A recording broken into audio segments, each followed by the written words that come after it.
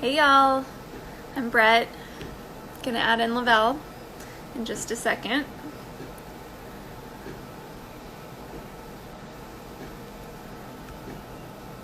We are about to go live, and once Lavelle is on, I'm going to add him for what we're gonna do is have an open conversation today. And let's wait and see where he is. I hope everyone's doing well. There he is.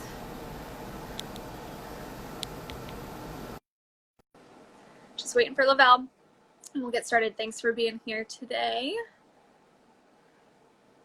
All right, connecting. Hey, Good morning. good morning. How are you? I'm doing good. I'm doing very good. You at the J? I am at the beautiful tennis center. I just thought Oh, we'd sit that. outside, Get some nice fresh air. I get love a little that. sun. Like it's crazy. All this stuff that's been going on. The weather's been amazing. Yeah. So get out there, get some vitamin D. Yep. I Yep. like it. All right. Definitely. Definitely. So So, we're coming to you today as Brett and Lavelle. We are not representing our organizations today, but we're just representing ourselves as, again, Brett and Lavelle, friends, and we wanted to have an open conversation, right, Lavelle?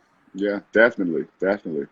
That's how we get past all of this is the communication that we have. Yeah, so we had a show planned for today, and we were going to talk about phase 2 of the J reopening, but we didn't feel like we could come on and talk about business as usual today because it's not business as usual, right? Right. Right. Um, so we're pivoting, Yeah. and we wanted to just have a conversation, and would love your input. But we're just going to talk, and I thought we could start by just checking in with each other, right? Yeah. And Yeah. seeing where we are emotionally. Yeah. Um, so, Lavelle, how are you? I am I'm numb. If I could put that into that the way that sounds. I know it sounds kind of bad, but um I'm just kind of numb to all the stuff that's going on. Number one, of course, with the with the passing of George Floyd, right? Um, the numbness I feel there is, I'm like, this happens all the time.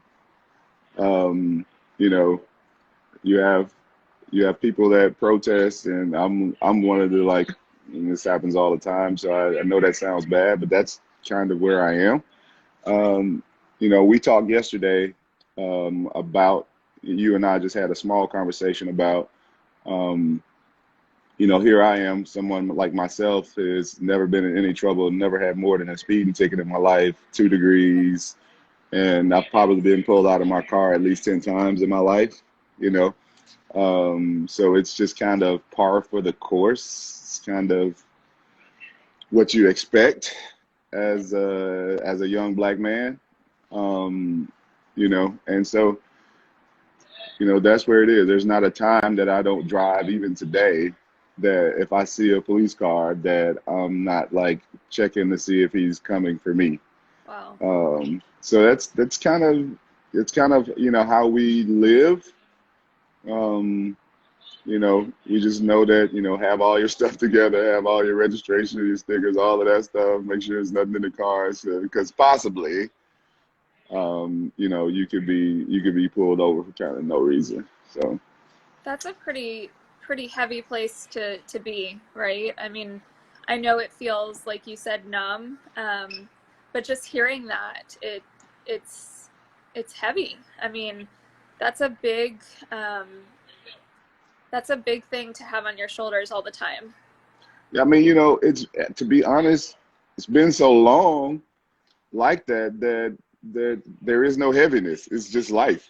Okay. Like Huh. we literally are like, that's just life. It's not even like a burden anymore. It's just kind of, How this is it what is. goes on. Yeah, it's just how it is. So That's really interesting because to me hearing that that's really impactful. To you hearing that, it's just the reality, right? And that right. I think is a big testament to what's going on today, right? I mean, Right.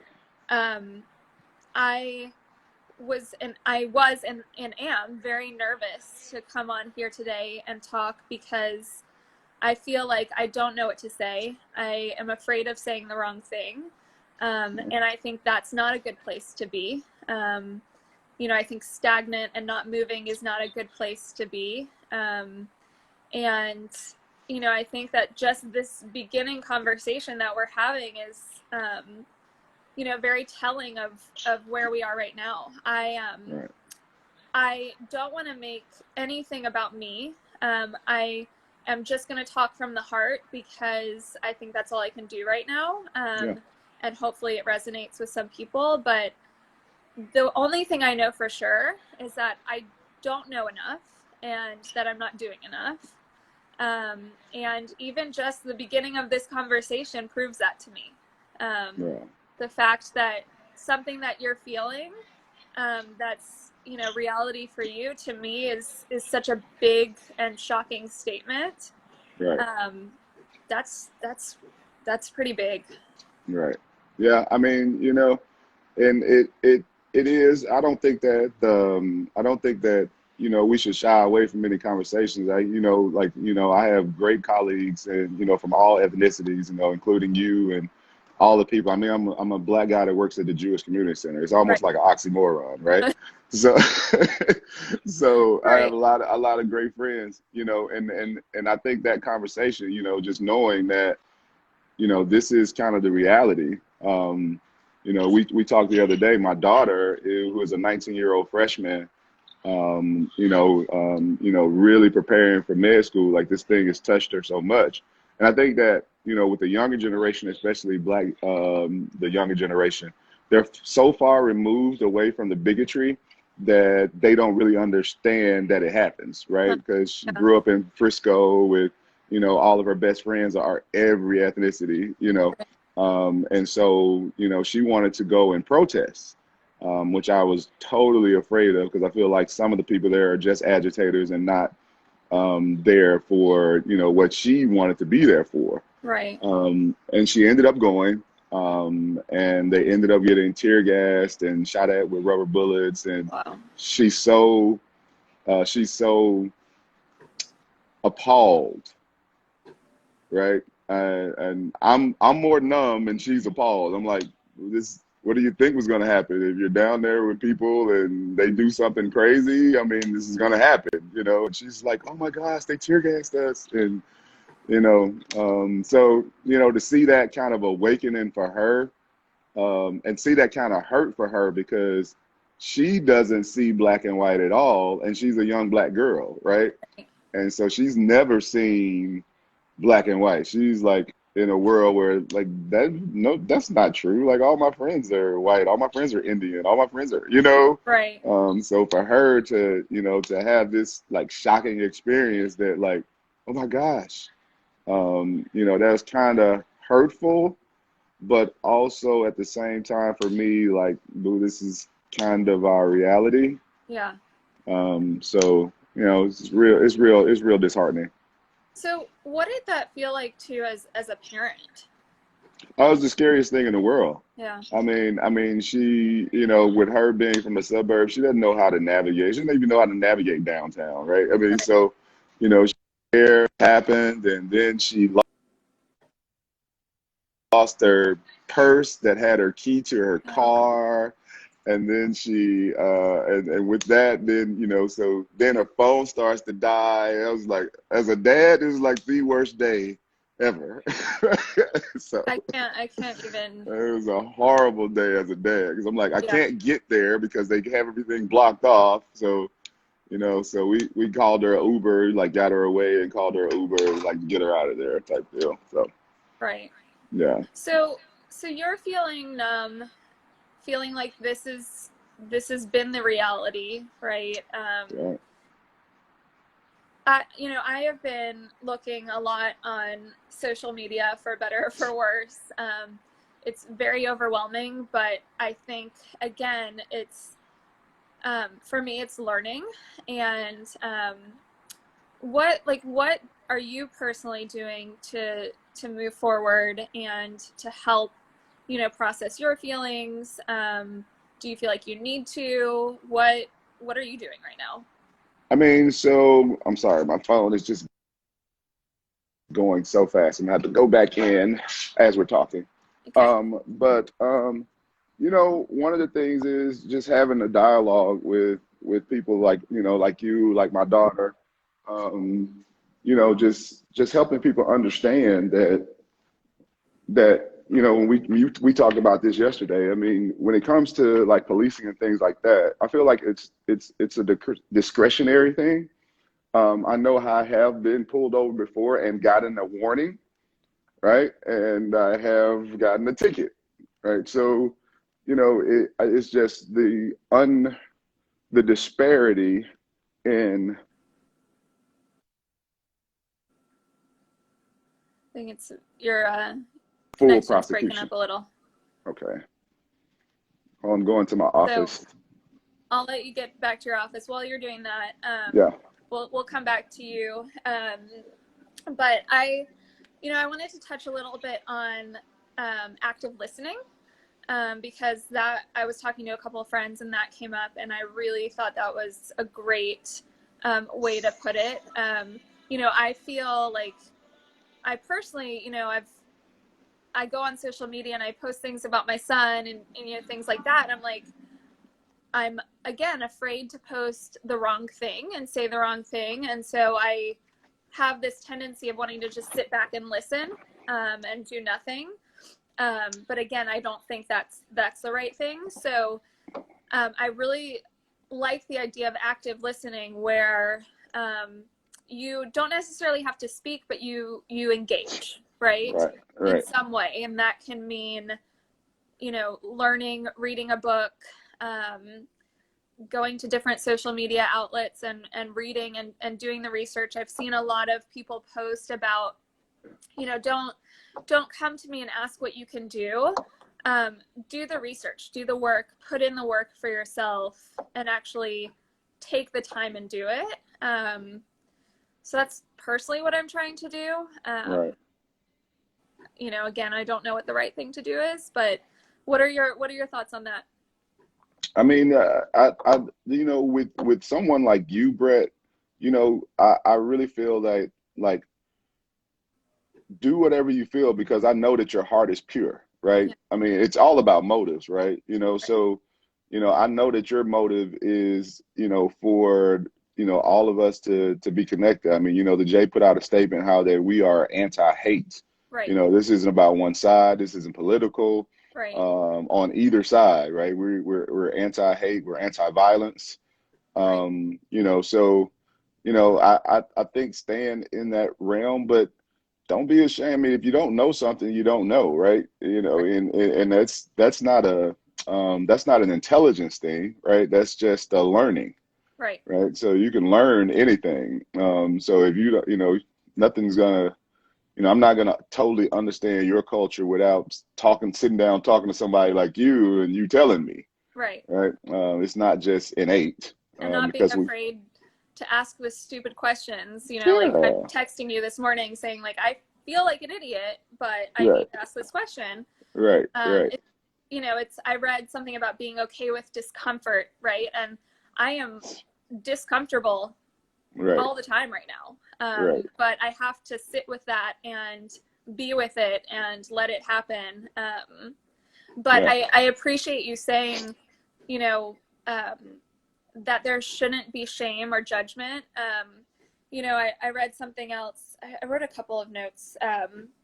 Like the work, doing the work, it's not necessarily about you, and trying not to put it, the the focus on you. right, But and not needing people to validate you and tell you it's okay and that you're doing the right thing, and things like that. It's just no, yeah. doing this work, like you said, and um, having it come from the right place. Yeah, I mean that's it. You have to do what you feel. I mean, I'm not a person that would want to go out and protest, but my daughter is. So Right. it would be, for me to have the conversation, as scared as I am, and how I could literally forbid her if I wanted to, right? From even going out there. Right. I have to, listen to her side, and if that's what she feels she wants to do, then I'm gonna have to support her and, just ask her to be safe. But, I'm gonna have to support her, even though I wouldn't have done it myself, even though, so it's not, that black people should go protest. And half of us don't, so, Right. if you feel that, and that's what she felt, then, you know, you have to do what you feel is right. Yeah. So have you been, have you been talking with her and like, helping her work through her emotions, at the same time as you're working through your emotions? How is Yeah. that looking for you? Yeah. I mean, yeah, she's a very smart kid. So, yeah, we sat down, we talked about it. Like I said, she was a bit shaken up after the ordeal with the tear gas and stuff like that. But, Oh, we sat down, we talked about it. And, what I told her was, you know, if you feel like you need to do this, then do it. So she went to another one, I think, like the other day, oh, wow. a little bit more peaceful out in Frisco, but nonetheless, she still felt like she wanted to get right back out there. Right. And I'm like, okay, it was traumatic enough the other day, but I don't really, but she's like, I'm going back, Dad. I'm like, I know, because that's How old is what she? she's 19. I still can't believe you have a 19-year-old daughter, first of Yeah. all. Yeah. But that's, yeah, that's kind of a pivotal age. And, I think it's really interesting that you were saying that, this is something that's really kind of eye-opening to her and also a reality to you. But it sounds like she's really passionate about doing the work. Yeah, she is. She is. She is. Always has been. So, like I posted that, like it was like one of the proudest and scariest days of my life at the same Sure. time. I'm Right. sure. Yeah. And that's an interesting place to be, proud and Right. scared, right? Right. Right. But it sounds like you are embracing those emotions, Oh yeah. and not, trying to fight them. And like, like I'm trying to be okay with discomfort. You're trying to be okay with feeling proud and scared. Right. I mean, it's a great thing to see your kids grow up, right? Right. And sometimes that happens over a period of time, and sometimes that happens immediately, Right. depending on the situation. Right. And I'm sure you can relate to that. There's some things that have come along where you've gotten a chance to think them through, and some things like today is like, oh, everything's changing today, right? Right. So yeah, so yeah, it's cool. I just hope that we can come to some type of resolution as a country. Yeah. The virus is still out there, so it's just not healthy. Right. What we're seeing, I really don't, I hope that the coronavirus doesn't spike because of all of the non-social distancing that's going Right. on right now. Even for the police, we're putting them in jeopardy too, because they have to be there in the Right. middle of crowds where they would not have been, so, Right. everybody's at jeopardy from doing that, Yeah, I mean, so that's a good point. In the midst of all this, we are still in a pandemic, right? we're still, So, yeah, right, right. And it's not slowing down. So we're picking up and we're opening up, and this is happening at the same time. So, I just hope that this doesn't get worse, right, before it gets better. right. Yeah. Yeah. Um, I'm struggling with, kind of bringing it back to the topic of children. I have a almost 4-year old, and, I'm struggling with how to talk to him about all of this. I am trying to talk to him, but there are so many amazing resources out there right now.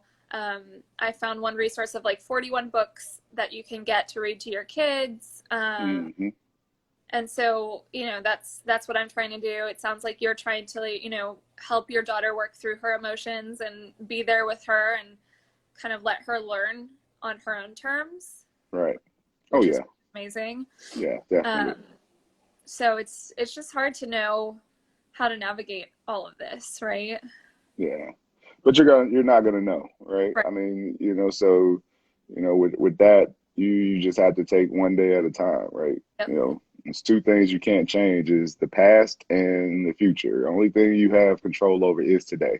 Right. And so just whatever you do today is the most important. Yeah, I like that. That's a really good thing to remember because I think it's really easy right now to like, especially for me, I don't know about you, but especially for me right now, it's easy to be very hard on myself and feel a lot of shame and judgment towards myself, Right. um, especially for, my own ignorance and, all of that, which I don't think is necessarily a good place to be either, because that doesn't move people forward, right? My sitting in my own shame doesn't move me forward. Right. So, like you said, one day at a time, maybe giving yourself a little self compassion.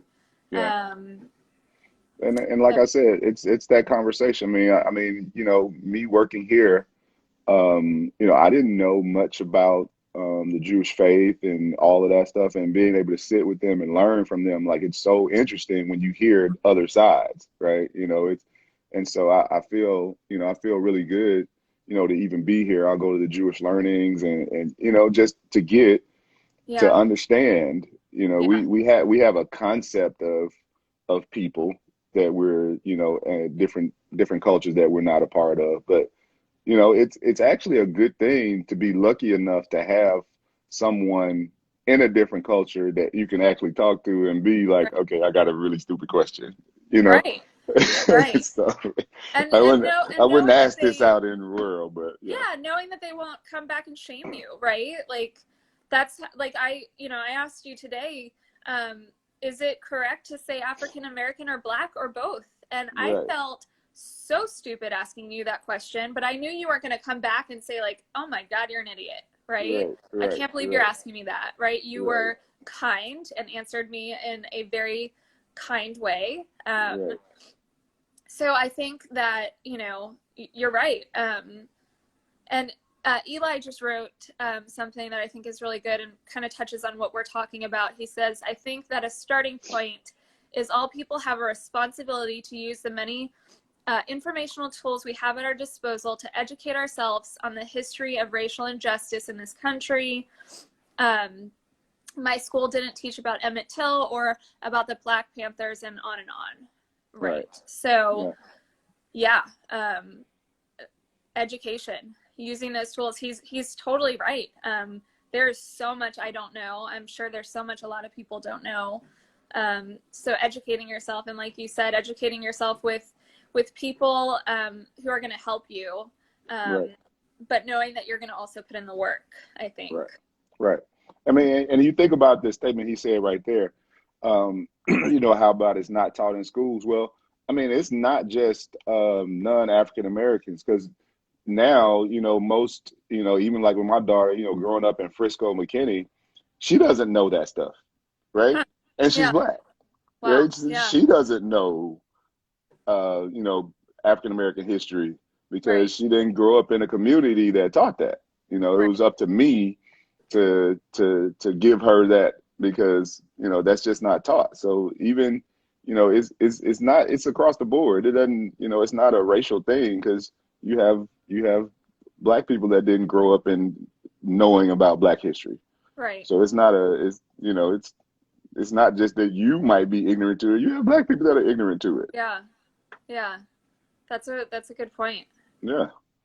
And I think these are things we don't even think about sometimes. So I'm appreciative of Eli for saying that and of you for expanding on that. I'm Right. just appreciative we have this forum to talk and have this open conversation. I'm appreciative we were, that we were supported in doing this, and that me and you can, again, have this open conversation without shame, without judgment. Yeah. Um, Yeah. and yeah, Yeah. I appreciate it. It was a good idea. I appreciate you for coming up with that. We had some other things planned, but you felt like we didn't need to glaze over what was going on. So Right. so I really appreciate it. Yeah, it's hard to think about just coming on here and like, oh, we're just going to talk about phase 2 right now because, Right. like you have to, you can't just, like I said at the beginning, we can't just be stagnant and, like you said, glaze over these things. As discomfortable as we are, it needs to happen. This is very much outside my comfort zone. And so, having this conversation with you yesterday really helped, and I know it's not your responsibility to help me in my discomfort, but it really helped me be able to take that step to do something that I'm really uncomfortable with. But we're doing it. Yep. We're good. So, Well, thank you, Lavelle. We would, hopefully people will view this later, and we're appreciative of those of you who tuned in and gave your feedback as well. And hopefully we can continue this conversation. We will also continue with, our conversations about health and wellness on here. I know you have a really good show planned for next week. I won't be here. right. But you have a great show planned for next week. So I'm excited to hear about that. We can pivot if we need to, and keep this conversation going, hopefully. And I'm just appreciative for you, Lavelle. Well, thank you.